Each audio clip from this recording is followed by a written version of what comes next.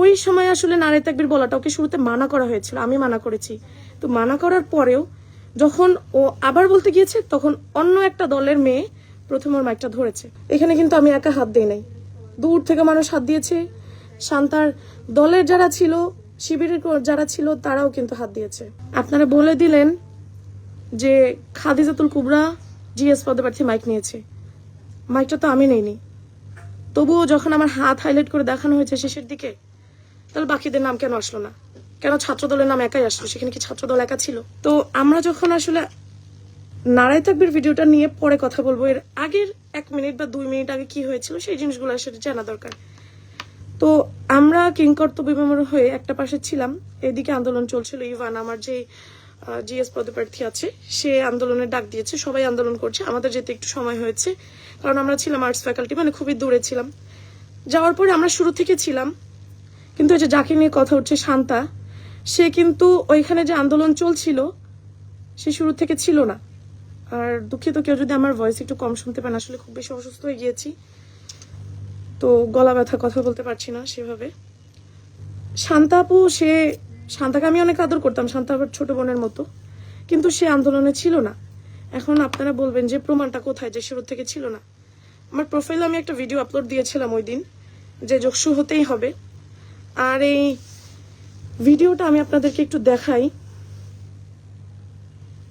সবার আগে একমাত্র আমি যে স্লোগান, মানে যে কথা বলছিলাম মাইকে, এর আগে কোনো নারীরা কথা বলেনি। তো ঠিক সেই মুহূর্তে দেখেন এখানে আশেপাশে কোথাও শান্তা নাই। শান্তা এখন আসবো, যে রিয়াজুল, ভিপি রিয়াজুলের বউ ঢুকছে, তারপর হচ্ছে এই যে তার সাথে আস্তে আস্তে শান্তাও আসছে। সে কিন্তু ছিল না।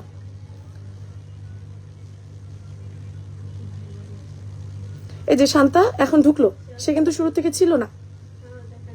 তো সবার আগে কিন্তু আমি মাইকে কথা বলেছিলাম, সে আন্দোলনে ছিল না, সে এসেছে কারণ আমি মাইকে কথা বলেছি, তাদেরও কথা বলতে হবে অবশ্যই। তো ঠিক আছে, কথা বলবে। পরবর্তীতে আসলো,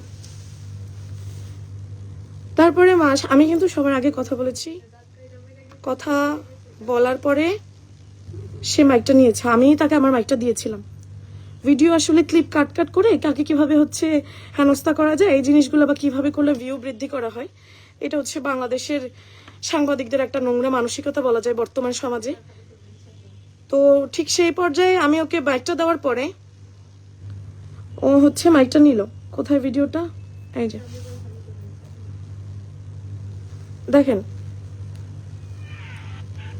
শান্তা স্লোগান দিচ্ছে, আমি ওইদিকে ঘুরে আছি।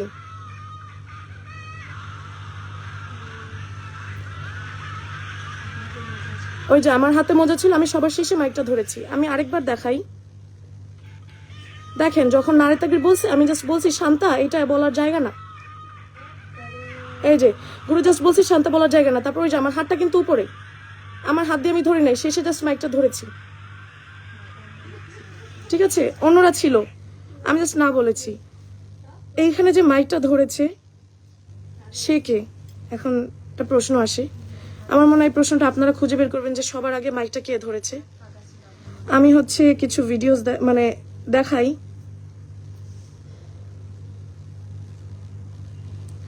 এই যে শুরুতে যে মাইকটা ধরেছে, দেখেন তো আমার হাত কোথায়। অলরেডি কিন্তু মাইক একজন হাত দিয়ে ধরেছে, সেখানে কিন্তু আমার হাতটা নাই।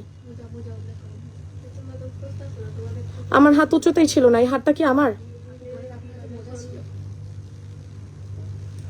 আমার কিন্তু হাতে মোজা ছিল, একমাত্র নারী ছিলাম ওইখানে আমি যার হাতে মোজা ছিল। দেখেন তো শুরু থেকে হাত আমার ছিল না। তার ভিডিও একটু টানতে দেখতে পারবেন না। আমি তাকে জাস্ট প্রথমে বলেছি শান্তা এই জিনিসটা বলিও না, বলে আমি হাতটা সরিয়ে দিয়েছি। এই যে দেখেন সবাই মিলে শান্তার মাইকটা ধরেছে। এই যে এইখানে সেও কিন্তু শিবির থেকে পদপ্রার্থী, আশেপাশে প্রত্যেকটা মানুষ, তারপর হচ্ছে স্বতন্ত্র ছিল, সবাই ছিল। আমার হাতটা কোথায়? আমার হাতটা উপরে, আমি কিন্তু মাইকটা টান দেই নাই। দেখেন আপনারা খেয়াল করে, আমার হাতটা হচ্ছে এই যে এইখানে। সবার শেষে যখন দেখেন, এই যে আমার হাতটা হচ্ছে এখনো উপরে, এখানে কিন্তু আমি একা হাত দেই নাই, দূর থেকে মানুষ হাত দিয়েছে, শান্তার দলের যারা ছিল, শিবিরের যারা ছিল তারাও কিন্তু হাত দিয়েছে। আর এই যে সবার আগে মাইকটা কে ধরেছে আপনারা দেখেন তো, আমি কি এখানে আছি? আমি তো অনেক দূরে। এই যে আমি, এটা আমার হাত মোজা ছিল। তো এখন কথা হচ্ছে যে মাইকটা কেড়ে নিলাম কেন? মাইক আমি কেড়ে নেইনি, আগেও বলেছি, এখনো বারবার স্বীকার করছি, মাইক আমি কেড়ে নেইনি। মাইক কারা নিয়েছে সবকিছু দেখিয়েছি, প্রমাণ করে দিয়েছি। আপনারা খুঁজে বের করেন যে মাইকটা কে নিয়েছে। আর আমি কেন শান্তাকে প্রথমে হাত দিয়ে মাইকটা নামাতে বলেছিলাম, কারণ জগন্নাথ বিশ্ববিদ্যালয়ের ওই দিন যোগশুনি আন্দোলন চলছিল, সেখানে কিন্তু নারায়ে তাকবীর যায় না। আমার ধর্মের একটা মূল্য আছে, আমার ধর্ম অনেক বড়। তো ওই সময় আসলে নারায়ে তাকবীর বলাটা ওকে শুরুতে মানা করা হয়েছিল, আমি মানা করেছি। তো মানা করার পরেও যখন ও আবার বলতে গিয়েছে, তখন অন্য একটা দলের মেয়ে প্রথমে ওর মাইকটা ধরেছে। সবার শেষে আমি জাস্ট মাইকটা আগিয়ে দিয়েছি। তো এই যে সমস্যাটা, এখানে যদি সবকিছু বাদ, নারায়ে তাকবীর আল্লাহু আকবার অবশ্যই আমি বলবো আমি মুসলিম হিসেবে, কিন্তু এটা তো কোনো দলের নির্দিষ্ট না যে একটা নির্দিষ্ট দল নারায়ে তাকবীর বলবে আরেক দল বলবে না। এখানে কি সবাই মুসলিম ছিল? সবকিছু মেনে নিলাম, কিন্তু এইখানে যদি একজন হিন্দু এসে জয় শ্রীরাম বলতো, তখন তো আপনারা কি করতেন? যোগশুনি আন্দোলন করছি, সেখানে কি নারায়ে তাকবীর, আমার আল্লাহ শ্রেষ্ঠ আমি জানি, কিন্তু সেইখানে কি আসলে এইভাবে এই ব্যাপারটা নিয়ে এরকম ভিকটিম কার্ড প্লে করা, বা পুরো বিশ্বের মানুষের কাছে আপনি আমার নামে যে মিথ্যা প্রপাগান্ডাগুলো ছড়ালেন, আমাকে নাস্তিক বানাই দিলেন। তো আমার মনে হয় আপনারা আরেকটু সচেতন হবেন। ইসলামকে যারা পুঁজি করে সেই ব্যাপারটা নিয়ে একটু ভাববেন। একটা উপরে ক্যাপশন দেখলেন, তারপরে আপনারা বলে দিলেন যে খাদিজাতুল কুবরা জিএস পদপ্রার্থী মাইক নিয়েছে। মাইকটা তো আমি নেইনি, তবুও যখন আমার হাত হাইলাইট করে দেখানো হয়েছে শেষের দিকে, তাহলে বাকিদের নাম কেন আসলো না? কেন ছাত্রদলের নাম একাই আসলো? সেখানে কি ছাত্রদল একা ছিল? সম্মিলিত আন্দোলন চলছিল। তো এই যে একটা ন্যারেটিভ ছড়ানো হলো যোগশুতে, মানে এই একটা দুইটা দিন ধরে সব জায়গায় কমেন্টে গালাগালি, ইনবক্সে এসে থ্রেড দেওয়া, গালাগালি, এই জিনিসগুলো কেন? একজনের নাম কেন আসে? কারণ কি জানেন?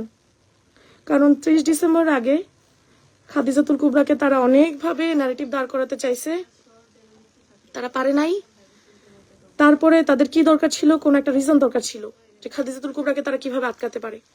ওই যে একটা পেয়েছে, তাদের ভিকটিম রোল প্লে করা, ধর্ম নিয়ে ইউজ করা, ধর্মকে ব্যবসা করা। তো সেইখান থেকে তারা আমার নামটা জড়ালো, শিক্ষার্থীদের কাছে পৌঁছালো, দেখানো, সবাইকে দেখানো হলো যে হচ্ছে খাদিজাতুল কুবরা ধর্মবিদ্বেষী, সে নামের পর্দা করে।